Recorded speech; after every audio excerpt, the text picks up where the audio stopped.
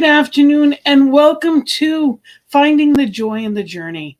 I'm Gina. I am blessed to be the host of this show, as well as the Peace Circle on Monday evenings, and part of our fabulous prayer team here at New Thought Media Network. And this is Finding the Joy in the Journey. The point of this show is to do just that, to realize that joy isn't somewhere out there after we've accomplished, after we've done, after anything. Joy is exactly where we are. Spirit is right where I am. And when I know that, I can connect with it at any time. There is beauty every step of the way along the mountainside, and I will never see it again in the same way. So every day, every moment of our lives, we have the opportunity to recognize it or not. And this show is about finding new ways to do that. So I have guests come in all the time that are doing different things to bring joy out in the world. And I always ask them what brings them joy and how is it that they do what they do? How do they find it so that we can find our own in an easier way and celebrate and enjoy this life that we've been given? So today is no different. I have a wonderful guest that I am blessed to consider a friend. This individual is amazing. Okay, we have Reverend Dr. Bary Fleet today, and he has over 40 years of experience leading local churches, doing everything there is to do in and around them. He has his doctorate in pastoral counseling from Boston University. He's the co-founder of Crossroads Counseling Center, the founder of the Institute for Inner Magnificence. He's a best-selling author, and that's actually on his book that was also his amazing TED Talk, Move into Your Magnificence. And we're going to be talking about that, but we're also going to be talking about his new online course. He teaches at Bryant University. He's on faculty there, and he works with the Holmes Institute for Consciousness Studies, which I am a senior in, as well as Laura Topper and Michael Mangus, and several of us here are all part of that, creating, teaching, spiritual leaders to be where we need to be in the next generation. So he is an amazing man who puts his money where his mouth is. He does the work, and he is truly a blessing. So I am bringing in Reverend Dr. Bary Fleet. Welcome. Welcome to Finding the Joy in the Journey. Thank you for being here with us today. Oh, thank you for having me. I don't know how you have time with everything that you do. This is part of the joy in my journey. I am so grateful. And, this is, your story to me is beyond magnificent. And, this is, I didn't say it in your intro, but one of the things that you talk about in your book that is just incredible in moving to your, move into your magnificence. And it's 101 invitations to a life of passion and joy. And how beautiful is that? And they're little vignettes. So they're bite-sized, which is good for my attention span, because I can really read them and enjoy them and appreciate them.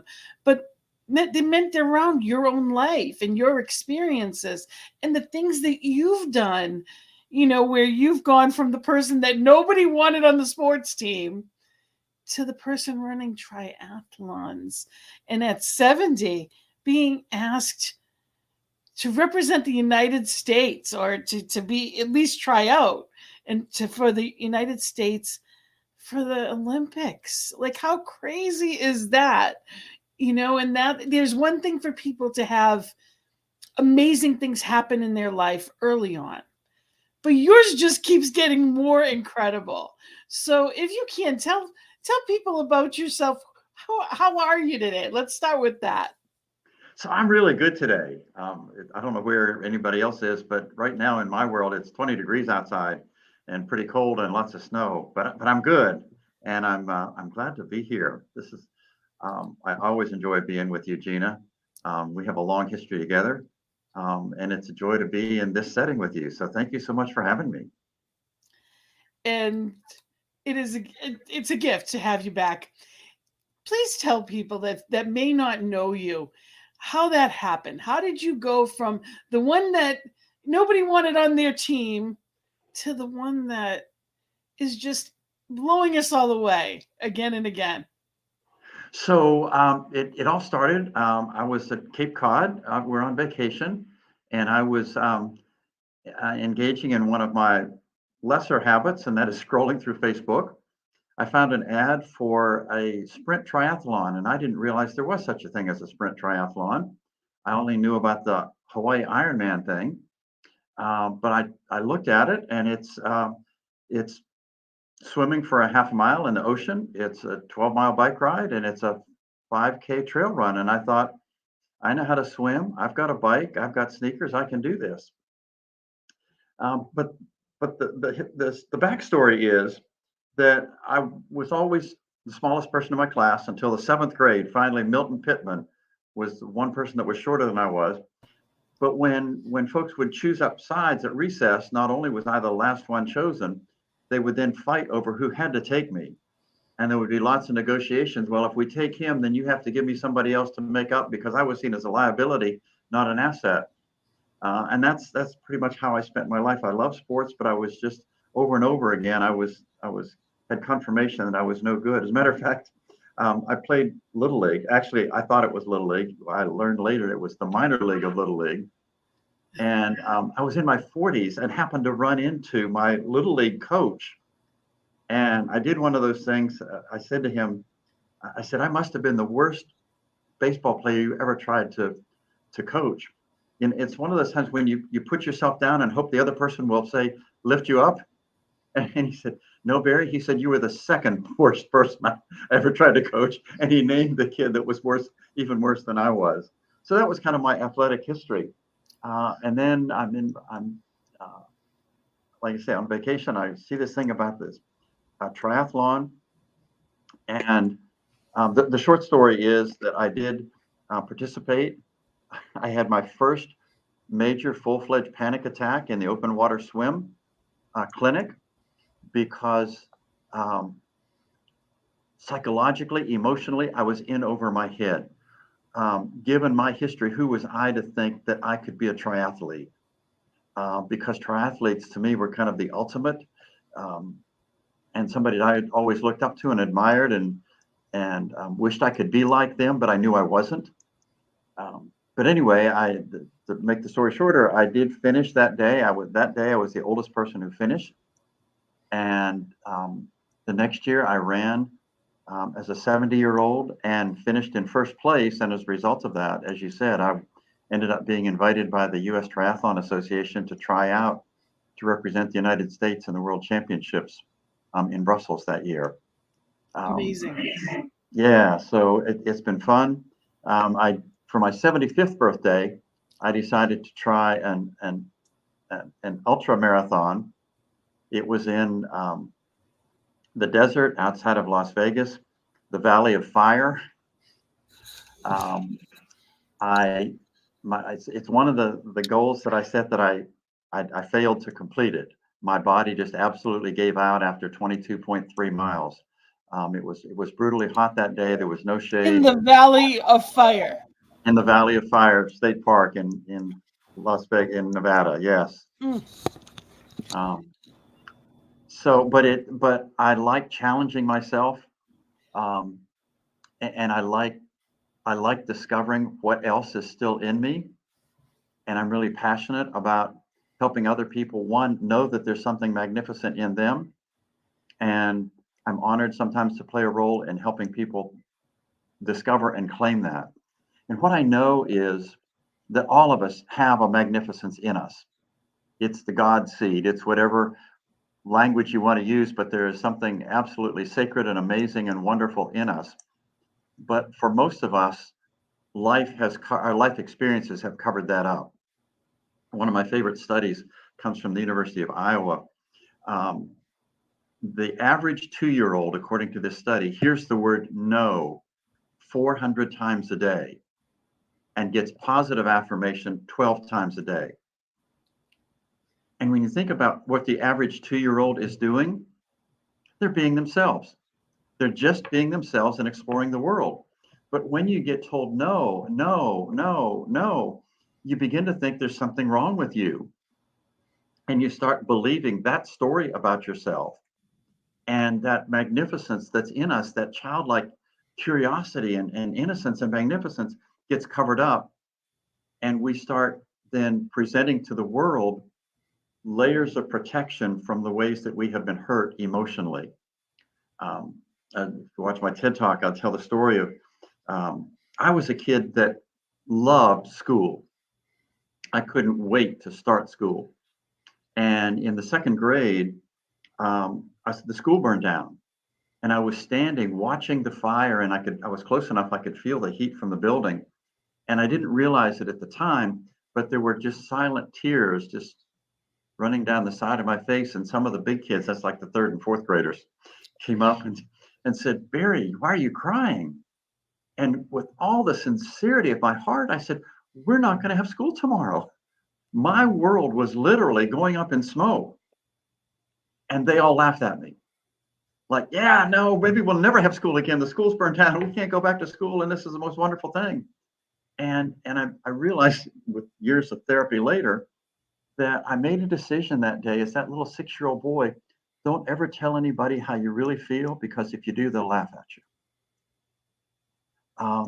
And we do that. We get emotionally hurt, and we build up a callus to protect ourselves from being hurt like that again. And then we go through life with all these calluses that we show the world our hardened side. We show the world all of our protections, and we hide even from ourselves the magnificence that's in us. So what I know for me is that I needed somebody else to see that magnificence. So after I signed up for the triathlon, I was I'm a big sports nut, watching television. My wife says if it has a ball or a puck, I'll watch it. But I was watching Spartan racing, which ironically doesn't have a ball or a puck. It's about running and all kinds of physical challenges. And I was really intrigued by the athleticism of these individuals. And I knew that my coach, my trainer at the gym, had done some of those events. And so one day I pulled her aside and I said, "Heather, you know me. You've seen me for a few months. Do you think this is something I could ever possibly do?" And her eyes lit up, and she said, "Not only can you, you're going to. And here's the plan. You're going to do the Beast in April, and you're going to do the Super in August, and you're going to celebrate your 70th birthday at Fenway Park by completing the sprint and the Spartan trifecta." And my stomach just churned, because she didn't understand I was asking a hypothetical question, and she took me seriously. But because she believed in me, she said, "Trust me, I will train you, and you can do this." And sometimes it takes somebody else seeing the potential in us, seeing the magnificence in us, and holding that vision of us until we can finally claim it for our own. And I've had people do that for me, and that's my passion about being able to do that for other people and help them know that we all have it in us. We just need somebody to see it and encourage us, and to develop a plan, help us develop a plan so that we can experience it. Absolutely. And one of the things that one of the things I'm going to mention, and I will mention it again later, this is actually your book cover, and Move Into Your Magnificence. And it is available on Amazon, and it's available on Kindle as well. I just want to mention that for people. But I also wanted to just mention that you're going to be at CSL Greater Boston the end of the month. You're going to be doing the service at 10 a.m. Eastern Time, and there's a workshop on your book that is the science of success that goes around that. And that's going to be at 11:30, and that's via Zoom or in person. So if you're in the Boston area, and it's in Medford, Massachusetts, or you can do it via Zoom, and it's 11:30 a.m. Eastern Time, and people can reach out to Dr. Bary right on his directly, or you can always reach out to me as well. And again, I will bring that up as well. but it goes hand in hand with your book as well as your course that's coming up. So I want to make sure we mention that. Yeah, well, thank you. So along my way, I've just been so blessed and had so many amazing experiences. And one of those was to be able to spend some time with Jack Canfield, actually in his home for a couple of days and talking with about my work and talking about his work. And you might know that he. I just want you to pause for a second and just have people hear that again. Yes, he spent a few days in his home. He and his wife spent a few days in Jack Canfield's home, and he wrote the foreword of your book. Yes, he was great. He refers to them as spiritual vitamins, spiritual vitamins. So the thing about my book is it's not intended to be you start at the beginning and read through it. It's intended to it's written in small chunks, and it's intended to read a chunk and then think about it and see how it might apply to you. I had a friend who very lovingly said it makes good bathroom reading. What she was saying, that is a compliment, and I've been told the same thing about my poetry book, so don't feel so bad. They do mean it as a compliment. It's sort of the modern day Reader's Digest. They're small articles you can read in about that amount of time and not interrupt the rest of your day. So funny. But in working with Jack Canfield and his success principles, what he has been able to articulate and I have adopted is the awareness that success, there's a science. We practice science of mind. We're in the science of mind community. And success, there's a science to it. And it's like, and I'll talk about this in my workshop, it's like a key to a lock. The lock doesn't care who's turning the key. All it cares about is whether or not the key gets turned. And it doesn't matter who's holding the key. If the key gets in the lock and turned, the lock will unlock. Success is that way too. There's a science to it. There are principles that if you work the principles, you get success. It's a scientific formula.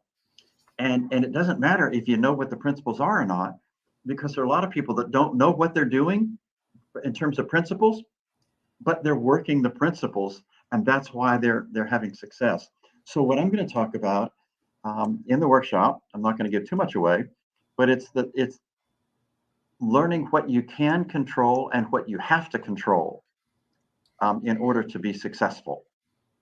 And whether we're talking about success business-wise, whether we're talking about success relationships, whether we're talking about success health-wise, any aspect of our lives where we would like to feel more successful, these principles work. And that's what I'll be teaching and sharing on the 27th with you all in Boston. Which I'm very excited about. And it is, we teach the science of mind. It is about knowing and using the principles. They don't vary from person to person. It's just that some are using them consciously and some of us aren't. And it's being mindful that, okay, well, if I change my thinking, if I change my actions, therefore it changes. Life changes. It's not magic. It's not luck. It is law. And it's using those laws. So it's a wonderful thing. If you've been in this teaching for years, it's a great reminder. And if you haven't, it's a great way to begin and know. So I'm definitely looking forward to that myself. So let's talk about, because time flies by, and I'd love to talk about your new course that you've got started. Your life, 28 ways to move from mundane to magnificent. How wonderful is that? If you want to go to bed at night and say, I feel good about being me, then this course is for you. How wonderful. What a great title. Thank you. I just recently had the image. I was talking to somebody and they said, I feel like a toothpaste tube and all the toothpaste has been squeezed out of me and there's nothing left in me. I just feel empty. And I know that feeling. And I know that a lot of people can relate to that. And, I always heard you can't put the toothpaste back in the tube once you squeeze it out. But what you can do is open up the other end and refill it. I like that. And so that's what I have tried to do with this video course that I've created, because a lot of us we just go from day to day to day, and it our lives feel mundane. They don't feel important. Um, I really several years ago when I first started my book, there was a great fascination with zombies and The Walking Dead, and I realized that was a reflection of the culture. There's so many people that are walking, but they're dead inside. Yes. Um, and I want people to know there's a life that we to be had, that we don't have to just go through the motions and let life run us. We can actually take charge of our lives, and we can create a life that feels magnificent, that feels good. And your byline there, um, I, all of my stories end with an invitation to action. And along with that invitation, there's a guarantee that the extent to which you accept my invitation is the extent to which you'll be able to say, I feel good about being me. Yes. And the So, questions that you ask, I love this. You're because as a life coach, I've been a life coach at this point for over 15 years. Is your life rich and full, or is it nagging feeling that something is missing? Do you live with joy, or are you feeling drudgery? Are you living a heroic life or an ordinary life? Are you in charge of your life, or is your life in charge of you? And the course offers 28 invitations to move into your magnificence and become the best version of you. And the best part of that is it's not about becoming anyone else. It's just recognizing the beauty you've been hiding all along. And I love that reminder that there's nothing that needs to change except what we show the world. and what we feel inside ourselves, it's tapping into that. And if you watch my TEDx talk, I use the analogy of a geode that on the outside just looks like an ordinary rock. But for somebody that knows rocks, they know that inside that rock there's something beautiful, something magnificent, and it's just a matter of opening it up and exposing it to the world. And I also don't want to go too far past because I talk about are you living a mundane life or a heroic life? I want to put in a plug for my men's group. I'm hosting a men's group via Zoom every Sunday night at 8 o'clock. We meet for an hour, a little over an hour, and we talk about the heroic journey, because I believe that every story needs a hero. And I think that we need to be the heroes of our own lives. It's true also for women, but particularly for men. I don't think men have as many opportunities as women naturally have to talk about real things, stuff beyond the sports and the weather.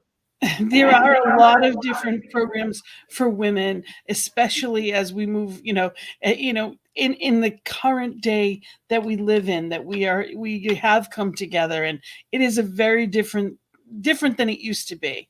But you're right, men don't necessarily have the same opportunities, and you give that.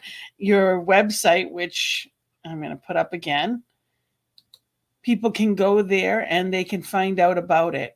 And you speak and write in a way that is definitely available for both. And I I know that that's not always the case. So I want to make sure that to our male listeners or viewers, just making sure that they know that this is a wonderful resource to look into.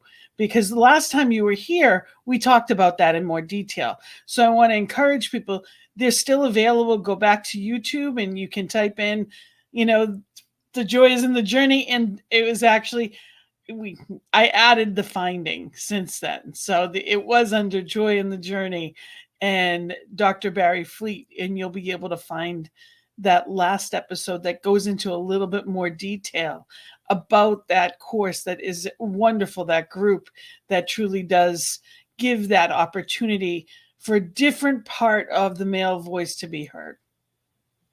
Yeah, I think it's so important. I know that there are a lot of good men out there in the world, but I don't see a lot of them. They're not, well, a lot of the high profile men are not men that I look up to. I'll just leave it at that. Um, My and my husband always says the bad advertises, you know, yes, that's a and great, I like that. I the like negative. that. Well, he always jokes with me at being in ministerial school. He's like, the devil advertises. Everybody's wondering where is God, and the devil advertises. So the Absolutely. negative is easy to be found, but the good, it is definitely there. I am blessed to, my husband well, and I am blessed to have a wonderful marriage. And unfortunately, not enough people talk about that.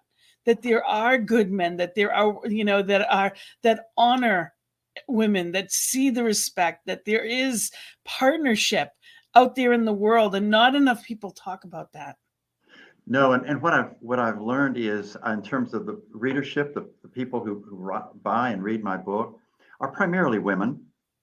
There are a few men, um, but that just seems to. I also think that women in general are more open to looking intentionally for ways to grow and resources than because we guys, we like to think we can and we need to do it all ourselves. Well, So unfortunately, that's how we were taught. The men are supposed to, unfortunately, the old way of thinking was they were supposed to be able to, and fill in the blank, and women were supposed to, and fill in the blank. But there are no rules anymore. It doesn't work that way any longer. We're still playing as if it is, but we're hopefully, as a society, moving past that a little bit at a time. well, the other thing that I see is when the affirmative action laws were passed at the federal level, um, I was very much in favor of that and supporting that and saw myself as being a woman's rights advocate. Um, and and so there was a lot of celebration around that, both for women, for people of color. And then, here's the difference between the head and the heart, or the head and the emotions. Then it began to dawn on me what that meant was I might not get hired because I'm a white guy. And this idea, it's one thing to talk about, oh yes, we're all about sharing power, but then when it comes to the only way we can share it is by giving some that we have wrongfully taken for ourselves and restoring it to where it belongs. There's an emotional reaction that I think often is below the level of consciousness. And I Yes. think I think that's what's behind a lot of inappropriate behavior on the part of a lot of white guys right now. There's this awareness that we don't run the show anymore. And it's hard to give up. And it's scary And to give up. it's more than it was, but it's still it's not quite equal yet, but it's working in that direction. And there's a lot of resentment, there's a lot of unspoken fear, there's a lot of insecurity all around when it comes to that. So it's important to talk about it. It is, and so that's why in the video course that I've put together, there's 7 different modules as we talked about, and we can talk about more of them. But there's also a bonus module that I call a bonus module for men or the man in your life, I love that. and they're basically three thoughts. One is to have a hero. Who do you look up to? Who do you model your life after? And for too many little boys and men, I think it stops with athletes or rich people. But in terms of how you live your life, who's your hero? Who do you want to grow up and be like in terms of integrity, in terms of values? And the next one is be a hero. As I said, every story needs a hero. I think we need to start by being the hero in our own story, the hero in our own lives, but also being the hero in the lives of other people, to be the one that steps in to make a difference for good. And then the last one I think is so powerful is, and remember it's okay to cry. Because so many men don't realize it's okay to cry. Almost every time I see a man being interviewed and they start to get emotional and tears well up, they hide their head and they apologize. I remember seeing a video of Tom Brady and somebody said, you're my hero, but who's your hero? Oh, I love that. And Oh, and Tom Brady started talking about his dad. and he teared up. And he teared up and he apologized. And guys do that. We think that if we cry, we've sort of violated some sort of social construct that we need to apologize for. We've let down masculinity instead of realizing that we've broadened and opened the door to the truth of what it means to be a man, and that is to be in touch with the tender part of ourselves, the part of ourselves that does tear up and feels powerful feelings besides lust. Or anger. I remember that very vividly. Actually, I saw it again recently. It was a young boy had asked him that, and he said his and he did. He stopped himself from talking more about it because. And here it was. He was actually asked this of all places. It was Super Bowl week. Going into the Super Bowl, here's this person that the top of his career that got them there, and he can't even be himself and really speak because it's emotional and they're not supposed to be. And you're right. There's so much that we are as a society learning how to level the playing field at. So I'm going to ask you, who's your hero? So you're one of my heroes. Oh, you're cute. You're very sweet. But that's the thing. Jack Canfield is one of my heroes. I can look at. I just started reading The Alchemist, Paulo Coelho. He's one of my heroes. He puts in story form some of these wonderful truth with a capital T. And for me, for something to be true, it has to be true everywhere, all the time, for everybody. There's not my truth and your truth. And you feel it right in the core of your center. You do. You feel it. You don't just hear it. You don't just know it. There's a feeling in where your soul is. It just resonates.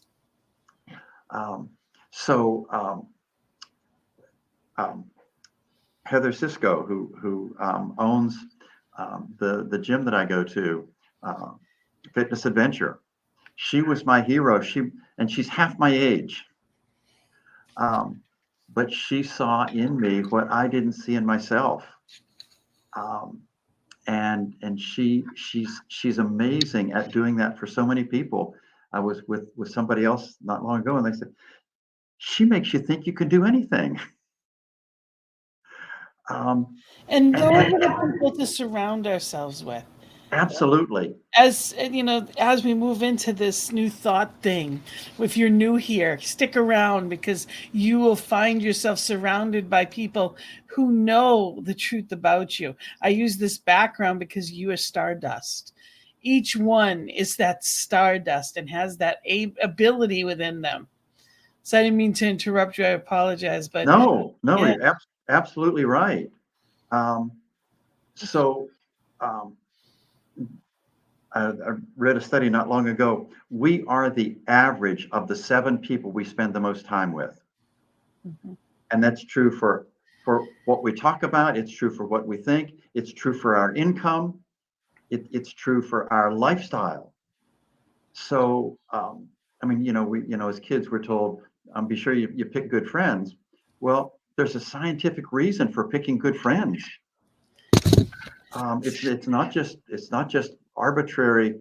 This is what we want for you, but whether we're adolescents or adults, we become the average of the 5 to 7 people that we hang around with the most. My father used to say it a little less eloquently, and he used to say, "Show me who you hang with, and I'll show you what you are." Yeah, You're not absolutely. going to soar with the eagles when you're hanging with turkeys. Yep, So, absolutely. Absolutely. but you have to be honest. We get the opportunity to be honest with ourselves and to really say, well, am I getting the demonstration I want in life? Does it look like I want it to? And if not, what do I do with that? Yeah, and that's one of the things I really like about the Hero's Journey group that I meet with on Sunday night, because these are all guys that know that there's more to them and more to life, and it's about how do we inspire each other to become the best version of ourselves. Um, so that's another way to hang with people is by listening to podcasts like yours, by finding Zoom groups to join. Um, it doesn't have to be in person, although I think personally that's the best for me. It's the in I'm person. looking forward to, as the weather gets warmer too, especially around here in general, being outside and being able to participate more in life. But I think people in general are doing it more anyway. I think everybody's tired of it all, and you know, good, bad, or indifferent. I think we're interacting a lot more again. We're trying to get life back. We are trying to reconnect, and I think one of the things that COVID has demonstrated to us is how much we value being together, and being in person, and how much we value relationships that have not been possible the way they were prior. So I think that as we move through this into, whatever the next thing is, what life is going to be like. Because one of the things I just wrote a blog about is I see so many people, especially people my age, that are trying to remembering growing up in the 50s and 60s, and we're trying to recreate that life because it all felt so good and so innocent and so pure. And what we know about the law of creation is the law of creation never goes backwards. It's like trying to figure out how to make water run uphill. It just isn't going to happen. So we need to be intentional about what we are creating instead of wasting our time and energy trying to recreate something that just isn't going to be there. So as we move into this new, what do we want it to be like? In As we talk about in Science of Mind, creating a world that works for everybody, not just a world that works for me. Um, and I think that's been part of the struggle with COVID is I know what works for me, and I don't care what works for you. I want to work for me, and it's learning a lesson in no, it needs to work for everybody, not just me. Yes, it needs to work for me too, but we've got to figure out how it's going to work for everybody because we are in it together, and as we talk about in Science of Mind, and we're all one of us anyway. There is only one of us anyway. It's been an interesting experiment, that's for sure, the past couple of years where it seems like so much againstness. And, we know the oneness. We live in that oneness. And at the same time, things had to break open to be healed. So evidently that had been lurking. I look at it as the underbelly of for a long time. And it had to be shown the light of day to be able to be healed. So there's opportunity in the ugliness to find something new out of it. And you're right. It's great to be against something, but tell me what you're for. Mhm. I think about the days when I had my little sailboat. They're 360 degrees in the compass. I cannot want to go one direction, but I have 359 other options. Yes. So tell me where, figure out where I want to go, and then I can get there. And life is so much more about trying to figure out where I want to go than where I don't want to go. And on that note, I want to mention your 7 areas of life that you go through in your course. So while we're here, I just wanted your day, your thoughts, your actions. regrets, environment, goodness, and truth. So, the opportunity is to really be present in the 7 areas of life. And it's not outside, it's not an external thing. It is truly looking at me as me. And, that's where the rubber hits the road, is really looking at that truth, that honest appraisal, and not judgment. It's witnessing. It's simply identifying, oh, that's red and I prefer it to be blue. It's not about anything. It's not saying that red is bad and that blue is right. It's simply just saying, I choose differently. Right, right. And it's also one of the vignettes I have is about, are we asking the right questions? And what got me thinking about that was some work I was doing with some couples. And invariably, when somebody would come to me for couples counseling, they would come with a litany of things wrong with their partner. Um, and I talk about, so what are you contributing to the dysfunction in the marriage? Yeah. And the idea is that, well, if they would just change all of this, it'd be fine. And I said, so let's say that they're 95% wrong. Just hypothetically, it's 95% them. What's the 5% that you can make better? Because that's where our power is. And instead of asking, what kind of partner do I have? What kind of partner am I? Am I being the kind of partner I would like to have? Am I being the kind of partner that my partner deserves to have? Am I being the hero in our relationship, or am I being the jerk? In every opportunity, saying, what's the truth here? Yes. What's my side? So what's the truth here? The truth is, maybe they deserve to have their own opinion and they don't have to agree with me. Heaven Absolutely. forbid. Maybe the truth is that there is more to them than I realized. Not that it's bad, it's just different. So there's a lot of opportunity in those questions that we ask. There is, and one of the other one of my favorite books is called The Untrue Story of You. And the takeaway, I'll give you a quick summary of it. We have our past, we have our present, and we tend to think about our future. But to get to the true story of me, I have my past, I have my present, and I have my potential. Hmm. So my future doesn't have to be determined by my past. It doesn't even have to be determined by my present. It can be determined by my potential. And that's where the power is. And that is truly where you live from. And I am so grateful to know that and to have you here today to talk about that. And I know you're off to your next destination, and I'm so grateful to have you here. And I'm going to go through again how they can reach you, and I'm going to talk about the workshop again. But thank you so much for Oh, being here, and thank you for sharing that truth with us. And is there any final comments or anything that you want to share with us? the last thing that I'll say is for anybody that's watching this, if you want to reach out to me, I will offer a 30-minute coaching session free. Just Gina will give you the contact information. Go to my website. There's my email right there.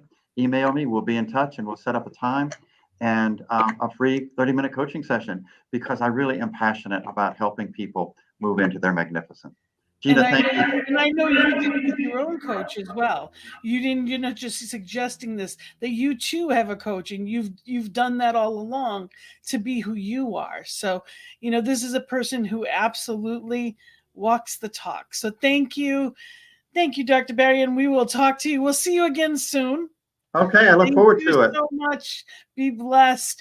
And, here on finding the joy in the journey, because that's the whole point. It's there. It's us finding it. it's so important to remember that we always have that opportunity.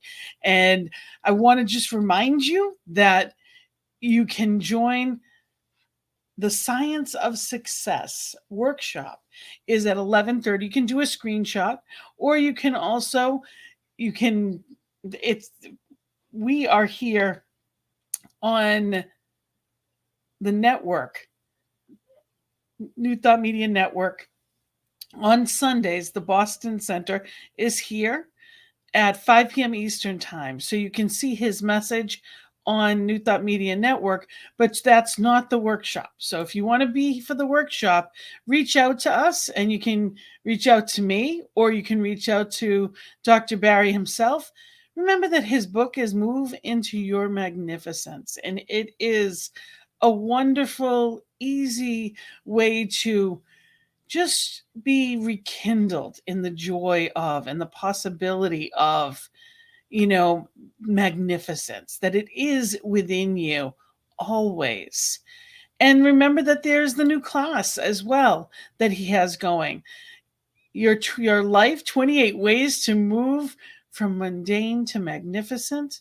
And he also has his wonderful men's group that is available. So you can find more about it, drbaryfleet.com. And for your individual coaching session, if you'd like your own coaching session, you can email him at bary@drbaryfleet.com. So what a gift it is to have been with you here today. Know that you can reach me as well at any time. You can reach out to me on Facebook or CSL Greater Boston, Gina at cslboston.org. You can send me an email. I'd love to hear from you for topics, for, as even for guests, if there's people that you think belong on Finding the Joy in the Journey, please let me know. What brings you joy? I would love to hear it. For any questions, reach out to us and just let us know. I know that in this society of bigger, better, faster, more, that destination happiness often happens. Well, when I have this, when I've accomplished that. But joy is right where you are. And I encourage you to be in that place of joy. Know that it is always available to you, and that there are people that are able to help you bring that out. So remember, you can reach out to Dr. Bary Fleet. You can reach out to me. You can reach out to anyone that is on this network. We have so many people that are here to help you with that. And this platform itself is a gift. So I encourage you to go to ntmedia.org to donate. Again, it's ntmedia.org and click donate. It gives us the opportunity to put the good news out there in the world. And I thank you. I thank you for being here as part of this loving community. We are sending good news and good wishes out into the world, and amazing things are happening from it. So thank you. Thank you for being here with us today. I thank Dr. Bary for being here with us as a guest. And I wish you a week of blessings and joy. Namaste.